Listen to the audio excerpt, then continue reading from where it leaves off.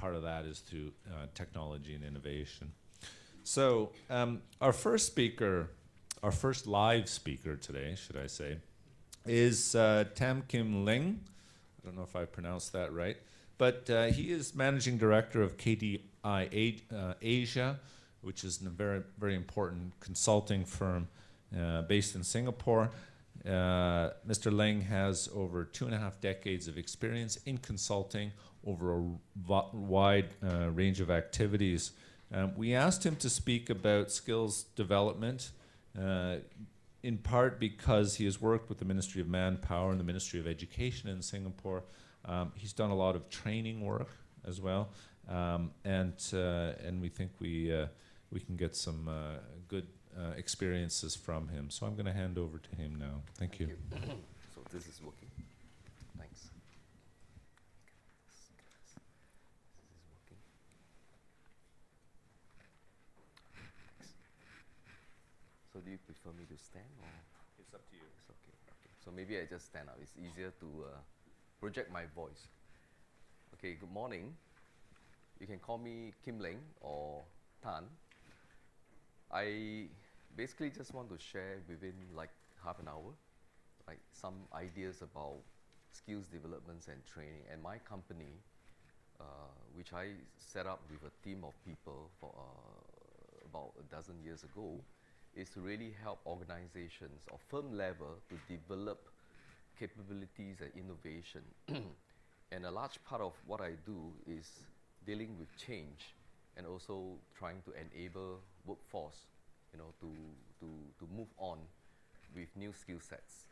Okay, so I'm going to just give a quick overview of how does all this fit into the development. Is it working? Should be. Okay. Can you hear me? Okay. Okay. Yeah. Okay.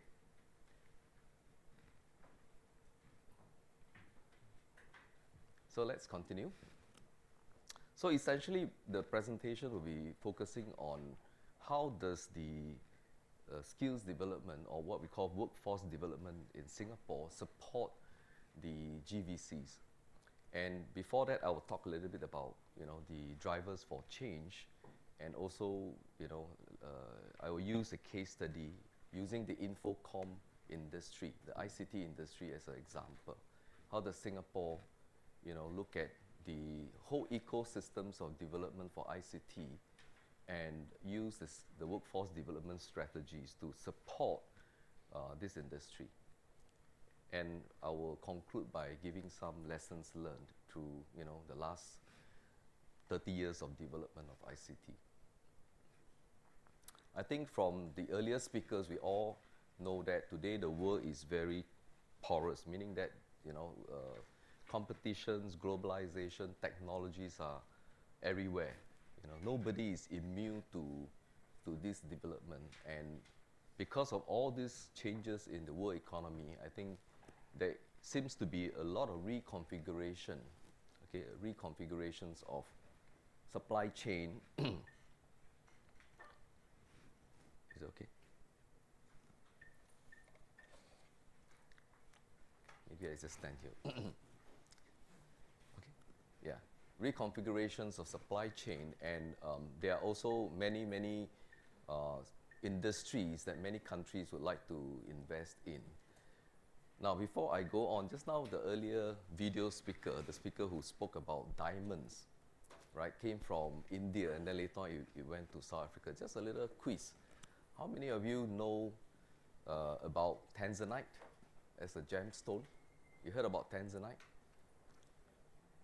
Tanzanite is a rare gemstone that is supposedly 10 times rarer than a diamond. You heard about where does it come from?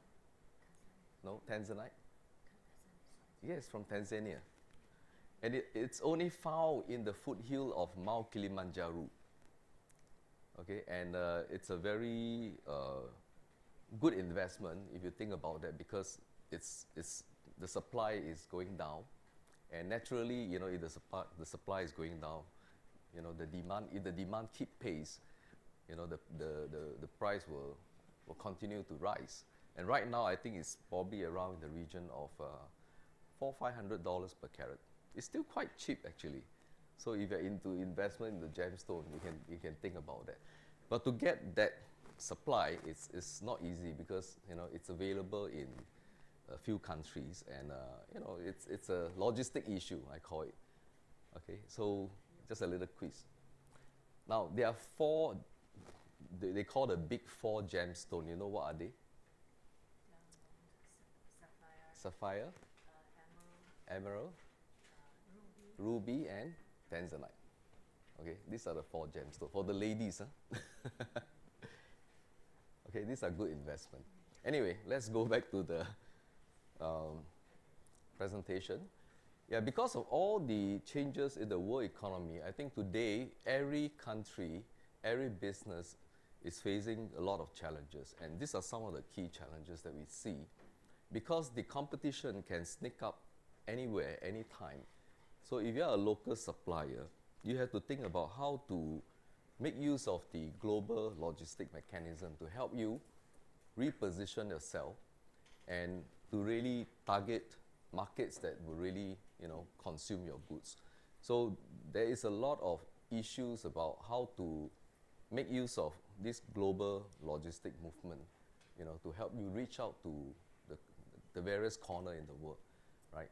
And while all this industry development and new opportunities does come about, the issue is whether the country can keep pace, you know, with the workforce. Now, every country has its workforce. Obviously, you can also import talents to help you to build up the capacity, but you need to have a domestic capacity in order for that industry to be viable. So how do you groom or train the workforce so that they are ready to take on any new industry that, you know, the country is focusing on? And in Singapore, our so-called economic development strategy has always been targeting from, you know, the lower end of the value chain, moving up to the higher end of the value chain. So as you progress, every 10-15 years, you're moving up the value chain, and your workforce have to follow suit as well. You know, so if your planning mechanism is good, you can project forward, right, in terms of what are the clusters or industry that you would like to invest in, and your manpower, education policy have to dovetail it very closely, so that by the time the industry is up and running, you have the local people to participate, and that is important because it creates jobs, it creates, you know, the stickiness of the industry in the country. So the manpower challenges has always been the central theme in a country like Singapore, because, you know, any investment that we try to attract into Singapore pretty much focus on the skills and the management expertise of the people in the country, right? So without the right workforce, you find that this industry cannot come about. The whole ecosystem cannot work, right? So I'll talk a little bit about how we use the infocom industry as an example to make it very clear how this is developed in Singapore, right? And as a country, we also make use of technology quite a fair bit to help out in many sectors. So as a nation, the overall strategy is to, you know, employ technology to improve the productivity, the quality, and also the responsiveness, you know, of every sectors that, you know, we are investing in. So these are some of the key challenges that I think generally is probably true to every nation who is actually trying to move up the value chain. Okay. So basically, just to summarize, right, you know, we are talking about global markets, global economies today, right? There's a lot of demand for innovative services. A lot of new products and services are being, you know, conceived and delivered to the marketplace. And I think because of the reconfiguration of the value network, it does present challenges, but at the same time, opportunities for a country who is able to keep pace and who is able to continue to look at which are the industry cluster they want to invest in. And because of talent mobility, we call it talent mobility.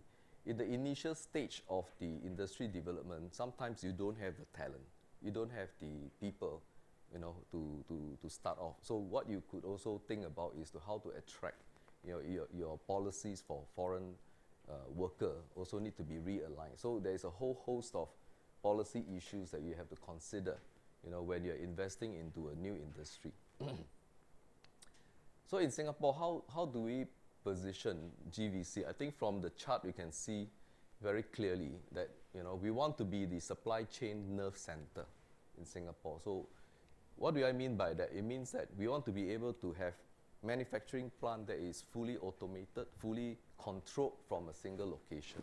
And through the Infocom environment that Singapore can afford, we are able to offer this very high speed, very well coordinated environment where you can coordinate all your logistics activities, you know, if you manufacture in Singapore.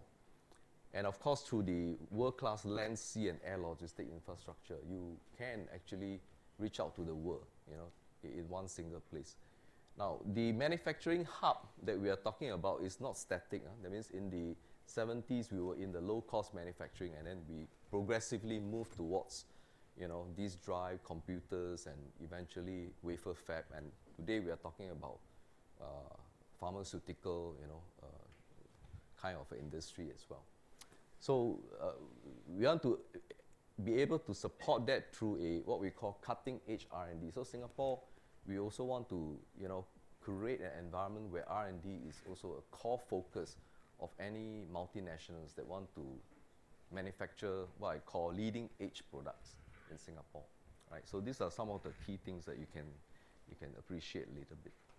Yeah. So for example, we talk about, you know, high-value products. We are talking about, you know, all the technological products like high-end servers, networking equipments, and so on. But that has to be supported by a whole ecosystems of, you know, we call it precision engineering industry, right? And logistics providers are very key because all these products needs to ship to the market very rapidly. So it's not just manufacturing them, but also ship it out to the various market in the world very quickly, so that, you know all these technological product, the obsolescence cycle is pretty fast today, right? So this is very crucial. And as a business hub, you know, we want to be able to attract R&D, as I said, right?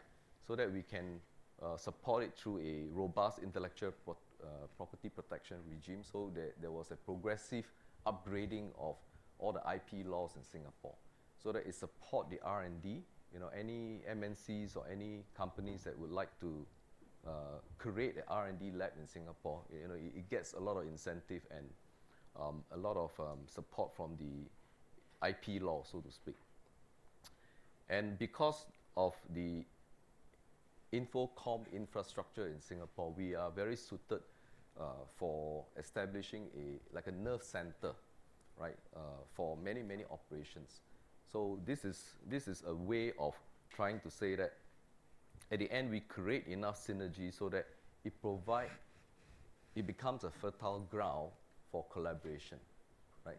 So these are the two key strategies that we have been pursuing over the last 20 years. Okay.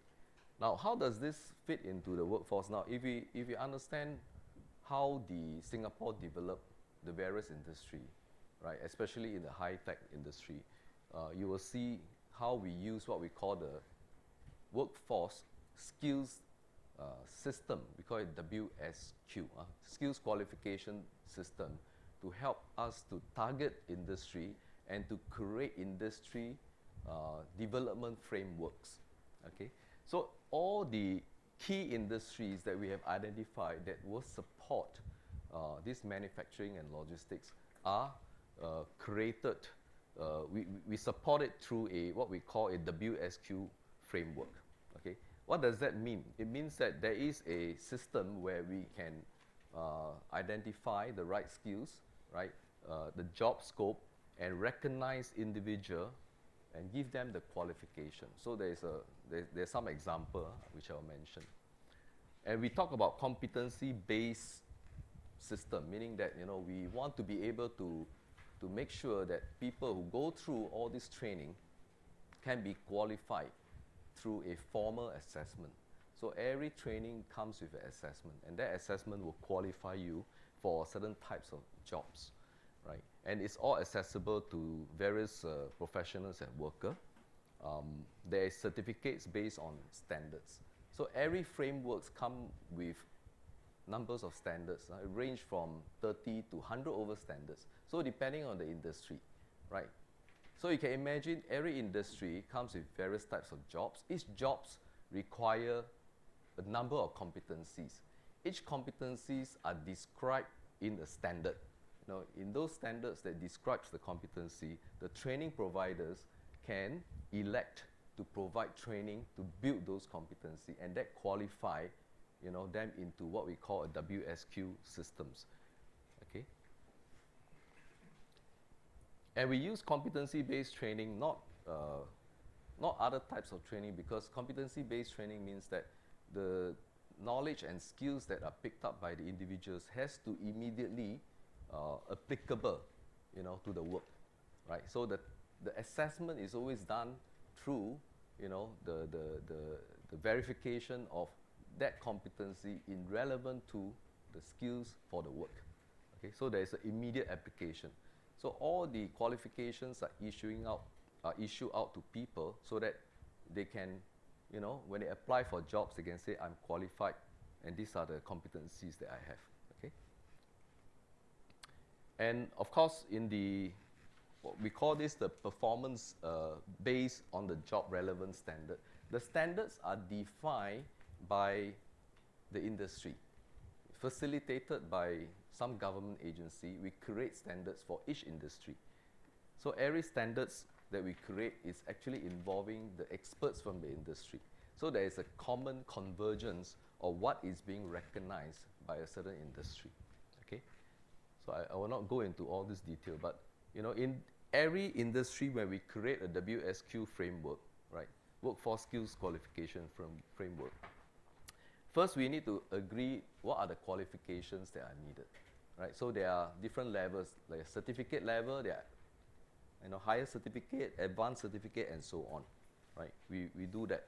And then we also engage, we call the industry councils. Every industry, we form a council where all the key players have representation in the council, where they will review all these standards and agree that this is the standard for this particular job type in this industry, right? And we have a professional expertise network that we set up as well. Funding scheme to go along. The government does funding up to sometimes 90%, you know, for any competency that is supported by the industry framework. And we also identify what we call continuous and education training, and training for the various training institutions that we work with, like the major institutions in each industry clusters. We will give them a special status. We call it CET institutions. So this CET institution, in every industry, usually there is more than one. Okay, so there's a little bit of competition there as well. So the CET institutions will support this kind of framework, and they'll provide this kind of training. On top of that, they will also need to function as like a job assistant kind of institution. So they have added role, not just to train, but to also liaise with the industry to find jobs for the people who has gone through this training. Okay, then we have a very stringent systems of qualifying trainers. Okay, that means all the trainers have to go through this kind of framework, this kind of training, this kind of approach. We call it competency-based training and assessment approach, right? So this scheme has been there for many years, right? So all the trainers who are qualified to train in this system has to go through their training as well within this system, okay? And eventually we have what we call the quality assurance systems.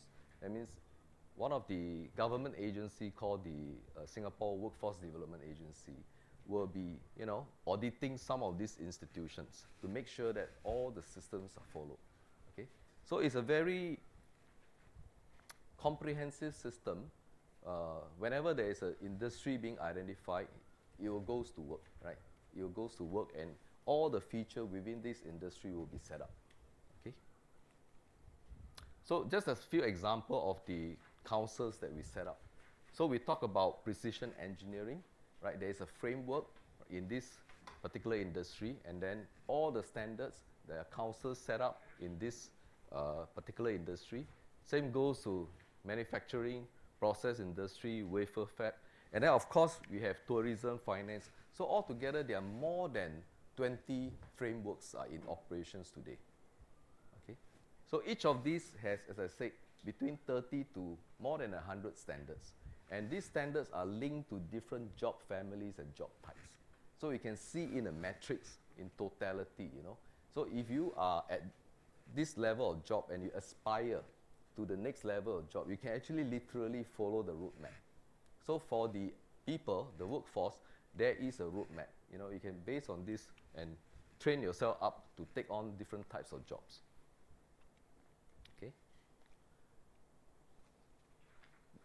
There are some more administrative things that we had to do at the back. That is to make sure that the quality assurance is done. So, you know, we talk about accreditations of courses, we talk about benchmarking standards, you know, we talk about reviews, continuous improvement reviews, and a lot of policy guidelines and support for the training providers so that they can provide the right training to the people based on the standards. Okay? Yeah. And we issue, we call it a nationally recognized qualification. So when you receive the qualification, which is we call it statement of attainment, that statement of attainment will be recognized by the entire industry. Okay? So some of the institutions that was appointed as a CET, we call that. These are, you can see from here, there are various industry, right? You have the IT industry, tourism, right? Retail, and some are more generic. Security, which is very specialized, and then you have this F&B chef academy that, you know, provide for the F&B industry. So there are many. Today, if you go to the WDA website, you can see every industry which are the qualified or the CET center that can provide, you know, this kind of training. Okay, I'll move on very quickly to look at the Infocom industry as an example. Okay, then it makes more sense. Now, in the 70s, we did some study and we decided as a country to leverage on Infocom to do many things. First is to support our improvement in terms of quality and service delivery within the country. So we invested, we decided that Infocom should be a key strategy. And at the same time, we were saying that, you know, are we able to grow an Infocom industry as well? You know, always, the other way is basically just import, you know, all these talents or product. But I think you can see from the before 1980s, there is no revenue because that wasn't the focus, right? Export as a percentage of the revenue is nil as well, right? Manpower, we have very few people who is skilled in ICT, and there was a very concerted effort for the Education Ministry to start to introduce ICT in the tertiary education, and for the training institution to also start to incorporate what we call specialized ICT skills, right? So after more than 30 years, you can see the Infocom industry revenue has grown from nothing to almost 100 billion Sing, you know, and on top of that, or as part of that, 76% are exported. So it's not just for domestic, but it becomes quite a huge export.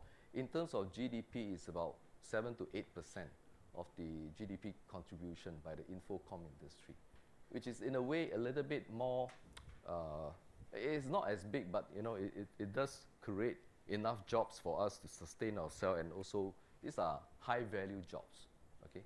High value jobs. 144,000 people today are engaged in the Infocom industry in Singapore, okay? And of course, you can see there is a lot of development in the infrastructure to support that as well. Now for Infocom industry, we have this thing called the National Infocom Competency Framework that was set up, and it is one of the frameworks of the WSQ, right? And in this framework, it was in a way further developed by WDA and IDA, which is the Infocom Development Authority of Singapore. So not only the industry is involved, some of the relevant authority in the government that is in charge of the industry is also involved. So the whole ecosystems of players are brought on board. And to date, you can see there are 587 standards. This is the largest WSQ framework because it contains more than 100 frameworks. Okay, there are more than 100 competency standards. There are 500 over, close to 600 standards, you know, yeah. So in this NICF, we call that, it create a roadmap, okay, for the entire industry and various jobs category from the leadership level all the way down to very specialized skills like security. You know, they are all defined in there. And there is a whole development of the job profiling, the recruitment, interview checklist, and training roadmap that was created as well. Okay, so you can see from an example like this. You can go to the website, you can actually literally download the framework. And you can see from here, these are the various jobs, you know, IT managers, and they'll talk about, you know, certain competency that is mapped to the job, okay? And each competency has a standard defined for that. Okay, manpower development is very key because, you know, without the ICT manpower, you can't develop this industry. So, you know, we focus on creating world-class education in Infocom. We groom talents, right? We, you know, get them into all kinds of competitions and interesting projects, right? We also create what we call hybrid. This is the last part that is very crucial today because a lot of Infocom professionals today, we want a hybrid skill. That means we want an Infocom person that can function very well in the finance industry, in the manufacturing industry. So we also try to cross-breed them so that the Infocom person has immediate relevance to whichever industry that, you know, they're supporting. Yeah. So what do we learn from this journey of, you know, slightly more than 30 years? I think there's a lot of focus needed for development of capability because every industry that you invest, you really have to put in place good policies for training, good incentive, so that you can develop the people in the country to support the industry, for that industry to become viable, okay? And the leadership to create we call it a system and framework, you know, is very key to make sure the whole thing can gel together, right? If it doesn't, then it becomes very haphazard. You don't see the big picture, right? It's always about having a wider lens and look at the entire ecosystem. And from that ecosystem's perspective, you tweak those components that needs more working, right? So this is the leadership challenge. And adopting a right training framework is also important because we emphasize a lot on competency-based training. Okay? It really demonstrates, you have to demonstrate your competency, right? And this is very important because the employers, right, who employ people, they want to see competency. The certificate is important, but they want to be able to see that you can demonstrate your skills are there to do the job. Okay? And the last thing is the involvement of the key stakeholders, right? All the major industry players in the industry will have representation in the council. And the government body that is in charge of that industry is also involved as well. So when the whole system is created, you naturally, when you come to implementation, you'll get the support from all the players in there. Okay, so these are the 4 key lessons that we learned. Yeah, and I hope you know, you get some ideas of what we have done. Okay, thank you very much. Thank you.